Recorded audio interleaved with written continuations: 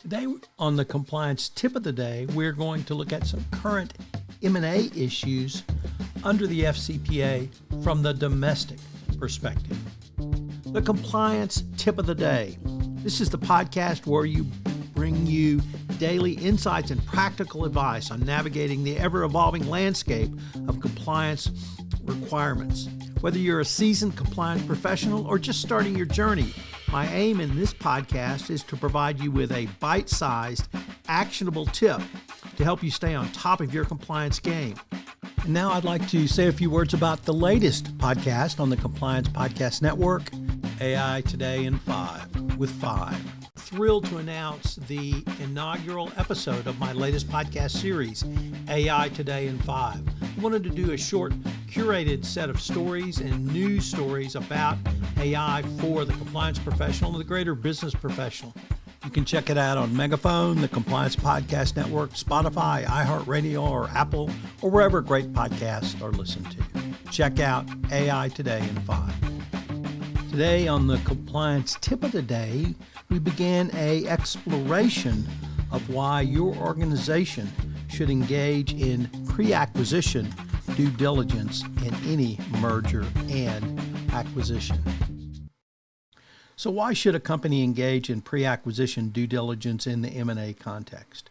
Certainly, compliance with anti-corruption laws such as the FCPA or UK Bribery Act is a great starting point. A Transparency International white paper entitled Anti-Bribery Due Diligence for Transactions suggested there are greater forces driving compliance than simply compliance itself with anti-corruption and anti-bribery laws. A company engaging in an international acquisition should also strive to avoid the potential financial and reputational damage that may arise from investing in or purchasing a company associated with bribery or corruption. Some of the specific consequences where investments are made in companies which have a history of bribery and or corruption include both the target company and the acquiring company may place themselves and their respective boards of directors at risk of criminal or civil fines and penalties. Next, the market value of a company may be overstated, and hence the overall financial position of both the company and the acquiring company as it moves forward. Clearly, we saw this in the Latin Node case that we have previously explored. The business instability brought by such conduct. This can include aborted business deals where both sides work long and hard only to have the transaction fall apart near the end of the process. The acquired business may simply be dysfunctional, but acquiring such a business may introduce a culture into your organization which will negatively impact it and bring about employee demotivation. Of course, there are positive benefits to appropriate due diligence, including management quality indicator will assess the positive qualities of the target going forward. The mitigation benefits available if a bribery incident is discovered under both the FCPA and UK, you can receive credit for this. The reputational gain of an acquiring company may be able to put forward with regulators or investors if it can show that integrity and responsibility during the due diligence process was properly taken into account. Financial, legal, or reputational risk have always been a significant impact of the evaluation of a corporation.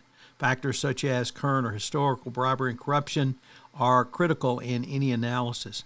By not focusing on the regulatory aspects of M&A, but more on the market reasons, compliance can move to really help operationalize compliance in the pre-acquisition due diligence component of M&A. So what are today's 3 key takeaways? Number 1, there are numerous legal and business reasons to engage in ABC due diligence in the M&A space. 2, ESG can present significant corruption risks in emerging markets, and of course, greenwashing. And number 3, present your analysis in high, medium, and low-risk formats so that your board of directors can understand all of these quickly and efficiently.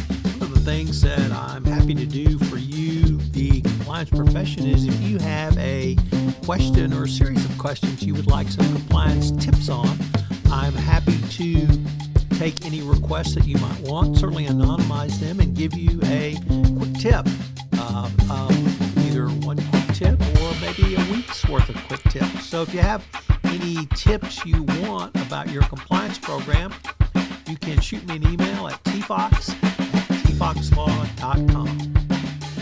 This podcast was created and produced